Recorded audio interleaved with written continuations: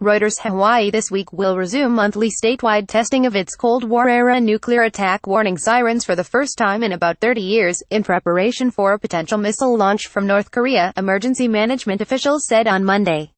Wailing air-raid sirens will be at for about 60 seconds from more than 400 locations across the central Pacific Islands starting at 11:45 a.m. on Friday, in a test that will be repeated on the first business day of each month thereafter, state officials said. Monthly tests of the nuclear attack siren are being reintroduced in Hawaii in conjunction with public service announcements urging residents of the islands to get inside, and stay tuned if they should hear the warning.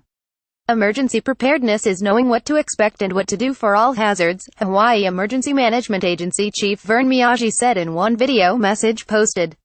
He did not mention North Korea specifically, but the nuclear attack sirens, discontinued since the 1980s when the Cold War drew to a close, are being reactivated in light of recent test launches of intercontinental ballistic missiles from North Korea deemed capable of reaching the state agency spokeswoman Arlene Agbayani told Reuters.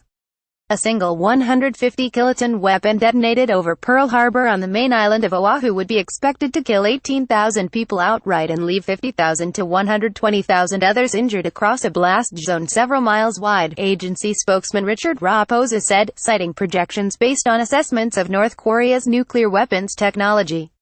While casualties on that scale would be unprecedented on U.S. soil, a fact sheet issued by the agency stressed that 90% of Hawaii's 1.4 million-plus residents would survive the direct effects of such an explosion. Oahu, home to a heavy concentration of the U.S. military command structure, as well as the state capital, Honolulu, and about 2/3 of the state's population, is seen as an especially likely target for potential North Korean nuclear aggression against the United States.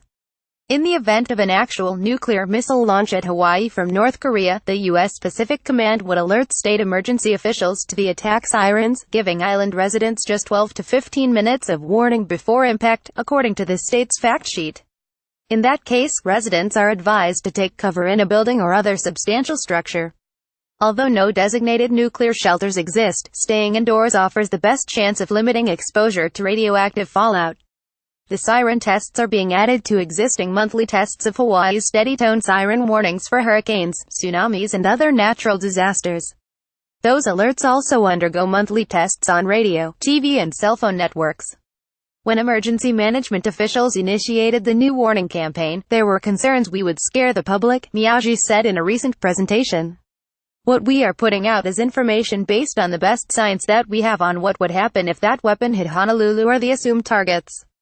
Reporting by Steve Gorman in Los Angeles. Editing by Peter Cooney. Standards. The Thomson Reuters Trust Principles.